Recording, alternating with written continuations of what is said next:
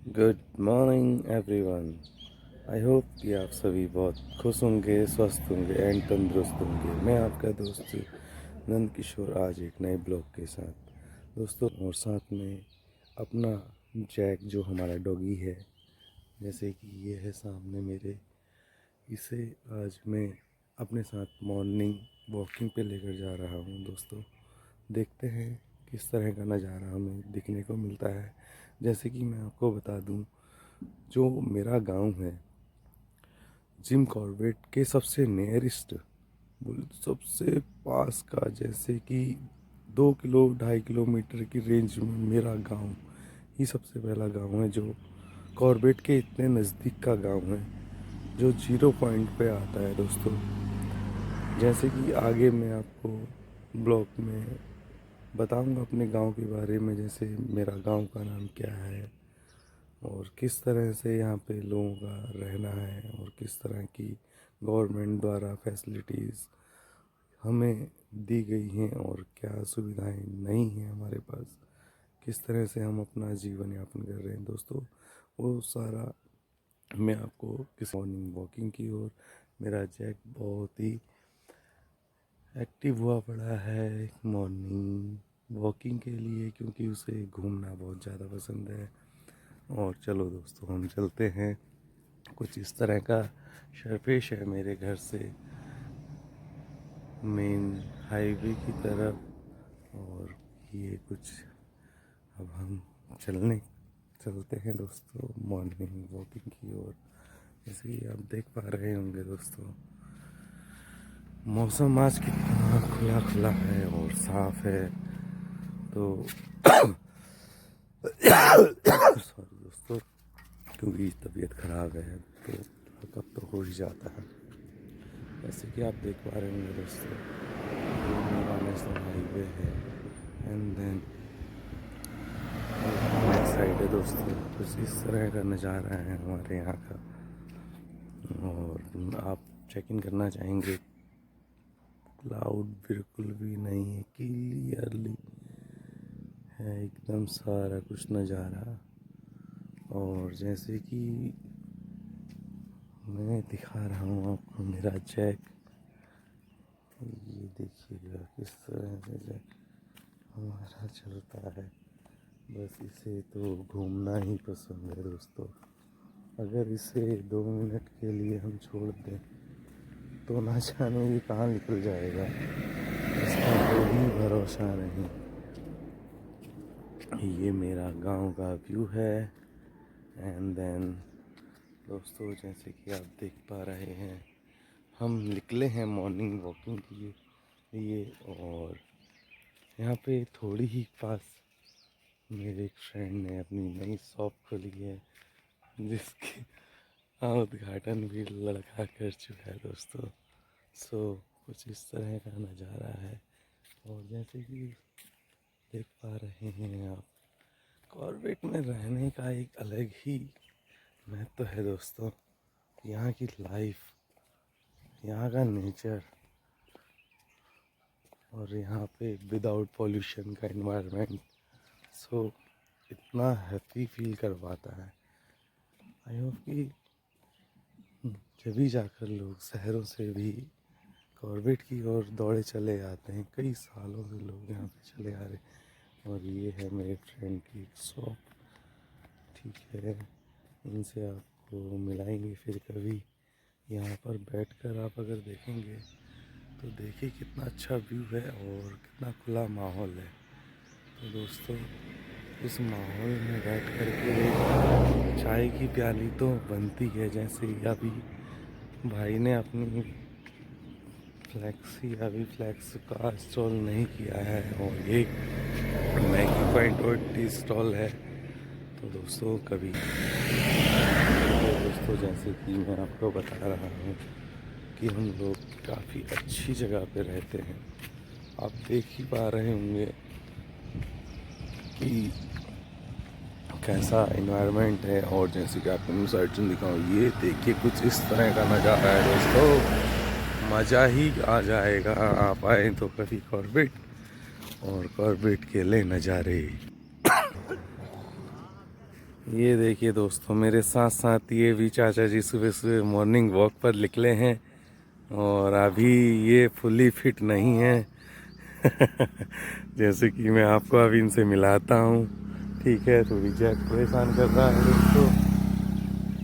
आइए चाचा जी से मिलते हैं और चाचा जी से पता करते हैं कि मॉर्निंग में कहाँ से और कितनी दूर तक वो घूम कर आ रहे हैं।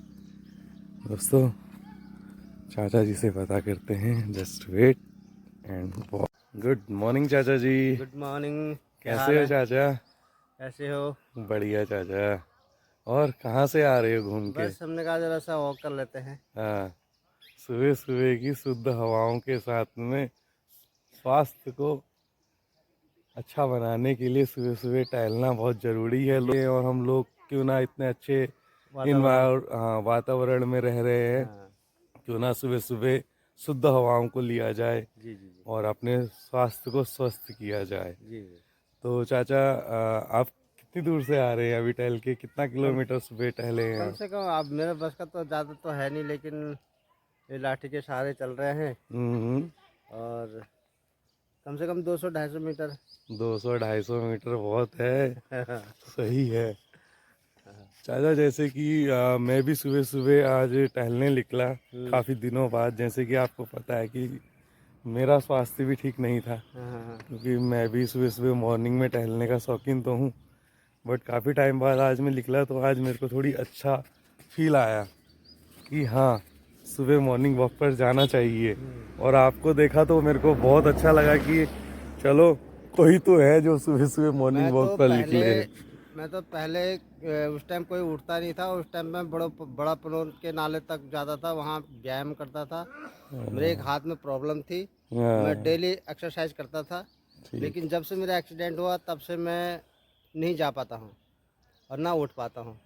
कमर में ज़रा प्रॉब्लम हो जाती है, इसलिए मैं ज़रा लेट से ही उठता हूँ। अच्छा, चलो अच्छा है चाचा। तो सुबह मॉर्निंग में आपको कोई जानवर दिखने को मिले इधर अभी मॉर्निंग वॉक अभी तो पे? नहीं मिले, लेकिन पहले मिलते थे।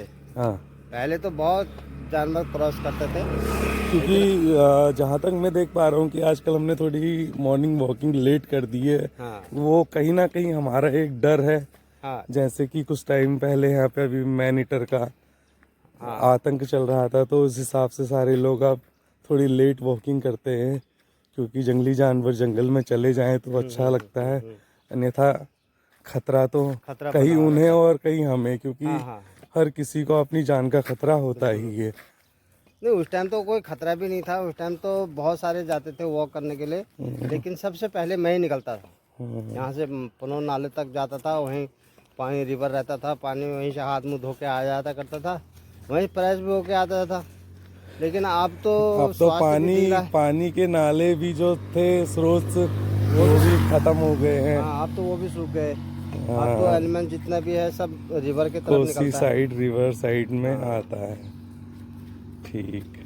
चाचा जी, जैसे कि मैं जानना चाह रहा था कि हमारे गांव को यहाँ पे बसे हुए कितना टाइम हो गया है, और हम लोग कहाँ से यहाँ पे प्लान कर कर बसे हुए हैं, ये किस तरह का? ऐसा है, हमारा प्लानिंग जो हुआ था वो कम से कम 3 जिलों के आदमी यहाँ बसे हुए हैं। वो इसलिए बसे हैं कि वहाँ हर चीज़ की सुविधा नहीं थी, जैसे कि पानी की सुविधा, चलने की सुविधा, गाड़ी की सुविधा, ये चीज़ें नहीं थी। किलोमीटर के हिसाब से पानी लाना पड़ता था। वहाँ सिंचाई का कोई साधन नहीं था, तो इसलिए प्लान कर दिया उन्होंने भाबर का कि ताकि वहाँ हम नज़दीक से पानी पी सकें, अपनी खेती अच्छी कर सकें, खेती उगा सकें। इसलिए यहाँ जो है आ चुके। हाँ, क्योंकि जब सत्याग्रह का आंदोलन हुआ था, उस आंदोलन में कृषि को भूमि सरकार भूमि बांट रही थी। हाँ, ठीक है। तो इस वजह से जो है हमारे बुजुर्गों ने एप्लीकेशन लगाए, वहाँ धरना प्रदर्शन करे, मीटिंगें करी। तो मालधन में जब ज़मीन मिल रही थी तो हम लोगों के लिए भी वहाँ ज़मीन थी। ठीक है। तो वो ज़मीन रह गई है, वो उसमें प्लांटेशन लगा दिया है। वो भूमि अभी तक हमें नहीं स्वीकृति मिल नहीं पाई हुई है। है। अच्छा। तो नेता लोगों ने बोला जब तक तुमको भूमि नहीं मिलती है तब तक आप सुंदरकाल में रहो। रहो यहाँ पे जब जगह खाली थी क्या? हाँ, यहाँ पे जगह खाली थी। अच्छा। तो उस टाइम पे यहाँ पे भी जंगल जैसा ही माहौल होगा, जैसे हाँ, जंगली हाँ। झाड़ियाँ, पेड़ झाड़ियाँ पौधे, थी, ये पेड़ सारी तो चीज़ों का लॉपिंग करवाया होगा, नहीं काटी नहीं होंगी। लॉपिंग वॉपिंग कुछ नहीं कराया, लेकिन पेड़ जो हैं वो अभी तक हैं ही। हम्म, कुछ पेड़ मर गए हैं हम्म। और मरते ही हैं जो पेड़। अब आप जिस चीज़ ने जन्म ले लिया है वो हमेशा तो रहेगा नहीं। तो चाचा, जैसे कि आप बताएंगे अभी हमारे सुंदरखाल गांव को बसे हुए कितना टाइम हो गया है यहाँ पे? ये सन 1972 का बसा हुआ है। 72? हाँ, 72-74 का। 72 से बोले तो ये तो 50 साल क्रॉस कर चुका हाँ, है 50 चाचा। साल क्रॉस कर चुका है। तो जैसे कि आप बता रहे हैं, आप लोगों का प्लान हुआ था पहाड़ों से, कि क्योंकि वहाँ पे सुविधाएं नहीं थी, पानी आने जाने की सुविधाएं। और मैं जहाँ तक देख पा रहा हूँ चाचा जी, मुझे भी आज सुंदरखाल में, शायद मेरी पैदाइश भी सुंदरखाल की ही है, और आज मैं भी 30 क्रॉस कर चुका हूँ। और जैसे कि आपने बताया, ये सुविधाएं वहाँ पे नहीं थी, पानी का, आने जाने का। तो चाचा जी, आपको नहीं लगता कि सुंदरखाल में भी आकर वो सारी सुविधाएं अभी भी हमारे पास नहीं है? नहीं है, वही तो हम अभी तक इस चीज़ से वंचित हैं। सरकार की सुविधा हमें अभी तक कुछ नहीं मिल रही है, लेकिन इतना है कि यहाँ कोसी का रिवर जो है, अगर हम हैंडपम्प खोदते हैं तो 20 से 25 फीट में पानी निकल जाता है। तो आदमी क्या करता है कि खुद ही अपना जो है हैंडपम्प लगा लेता है, अपने घर के परिवार वालों से ठीक बोलता है, बच्चे, खुद की सपोर्ट से, खुद के इन्वेस्ट से पानी घर पे ही है। घर पे पानी खुदवा करके, हाँ, कुआं खुदवा करके नल लगा नल लेते लगा हैं। लेते हैं। ठीक है। बाकी पहले बहुत अनाज हुआ और करता था। जैसे हमारी कच्ची नहर हुआ करती थी। जब से 93 की बाढ़ आई तब से क्या कहते हैं, वो हमारी नहरें टूट गई। नदी नालों ने जो है मलबा भर दिया, खेत में जो है मलबा भर गए, इसलिए जो है खेती नहीं हो पाती है। जानवर तो हालांकि पहले भी उतना ही था, आप भी उतना ही है, लेकिन जानवरों की तादाद भी बढ़ गई है। जानवरों की तादाद भी बढ़ गई है, और जहाँ तक आपको जानवरों की तादाद बढ़ती हुई नज़र आ रही है, जैसे कि आप देख पाएंगे, हमारे इस गांव में पहले अच्छी खासी खेती होती थी, और आज की डेट में, अभी यहाँ पे से तो क्लियर दिख नहीं रहा है, आज की डेट में सारे खेत बंजर पड़े हुए हैं। तो बंजर पड़े हुए हैं तो जानवर इसलिए भी ज़्यादा दिखाई देते हैं। अगर खेतों में कुछ होता तो जानवर ऑलरेडी इधर उधर बटे हुए होते। अभी वो भी सारे इकट्ठे होकर आते हैं, कहीं पे मिलता है तो सारे इकट्ठे कुछ खाने की कोशिश करते हैं। तो इसलिए भी जानवरों की तादाद ज़्यादा नज़र आती है। और बताइए चाचा जी कुछ गांव के बारे में। गांव के बारे में क्या बताएं, हम तो, हमारी पीढ़ी तो पहले से ही ये सोच के रह गई है, और उनकी जो आत्मा है, उनकी आत्मा को मैं तो कह रहा हूँ भगवान शांति दे, कि वो ऐसे करके उम्मीद से रहे कि हमारे गांव में कभी सुविधा हो, या लाइट पानी आए और गवर्नमेंट की कोई सुविधा आए। इसी चक्कर से उन्होंने अपना जीवन यापन किया, लेकिन वो ये नहीं देख पाए कि अभी तक, ये जीते जी ये नहीं देख पाए कि हमारे गांव में बिजली भी है, लाइट भी है, और कोई सुविधा सरकार की मिले, ऐसा कुछ नहीं हुआ। अब हम ये सोच रहे हैं, हम भी यही सोच रहे हैं कि हमारे बच्चों के लिए कोई सुविधा हो, और क्या कहते हैं, हमारे जीते जी कुछ सरकार प्रोग्रेस करे ग्राम में। लेकिन देखो क्या होता है, अभी हमारे भी बाल सफ़ेद हो गए। हम यहाँ बच्चे, मैं तो पता भी नहीं था कि मैं कितना साल का यहाँ आया, लेकिन मैं जहाँ तक उम्मीद है, पापा लोग बताते हैं कि 3 साल का तेरे को यहाँ लेके आया था, और आज मेरी 14 साल की उम्र हो गई। बताइए। हम भी सोचते हैं कि कोई सुविधा मिले। हमारे बच्चे हैं, हमारा पोता है वरुण, अब वो क्या कहता है, उसकी माँ इंग्लिश बोलती है उससे, उसके पापा से इंग्लिश बोलते हैं। हमारे टाइम पर तो यहाँ स्कूल भी नहीं था। हाँ, मेरे को भी जहाँ तक अपना पता है, जो अभी दोस्तों, मैं आपको अपना स्कूल भी दिखाऊंगा कभी। अभी तो हम मॉर्निंग वॉक पे हैं, एक नेक्स्ट ब्लॉग जब बनेगा तो उसमें आपको मैं अपने स्कूल का भी दिखाऊंगा, किस तरह से हम लोगों ने प्राइमरी स्कूलिंग की है यहाँ पर। तो दोस्तों, चाचा जी तो चले गए क्योंकि उन्हें कोई और साथी मिल गया, उनके उम्र का, तो वो गए अभी। तो दोस्तों ये थी कुछ गांव की कहानी। और जहाँ तक मैं आपको बता पा रहा हूँ तो दोस्तों कि सुंदरखाल गांव, आई थिंक ऐसा लगता है जैसे यहाँ की लाइफ स्टाइल कई वर्षों पीछे जी जा रही है। और गांव के लोग इन्वायरमेंट और वैसे तो खुश हैं, पर सरकारी सुविधाएं ना मिलने की वजह से बिल्कुल ना खुश हैं। जैसे कि गांव का विकास और कई चीज़ें हैं ऐसी। जैसा कि दोस्तों मैं पहुंच चुका हूं अभी अपने घर, क्योंकि रास्ते में कोई मिल गया था तो मैंने स्टॉप कर दिया था वीडियो को और शूट नहीं कर पाया था। तो दोस्तों अभी मैं मॉर्निंग वॉक से अपने घर पहुंच चुका हूं। और ये जैसे कि मैं आपको दिखाऊं, ये मेरा घर है। मैं पहुंच चुका हूं दोस्तों अपने घर। और इस ब्लॉग की यहीं पे समाप्ति करना चाहता हूं दोस्तों, क्योंकि घर पहुंच चुका हूं तो मैं घर में थोड़ी अभी शूट नहीं कर पाता हूं। तो दोस्तों सबसे पहले तो मैं अपने डॉग को, बोले तो अपने जैक को बांध लेता हूं। और उसके बाद मैं आपको दिखाता हूं मेरा जैक और कैसे बंधा है।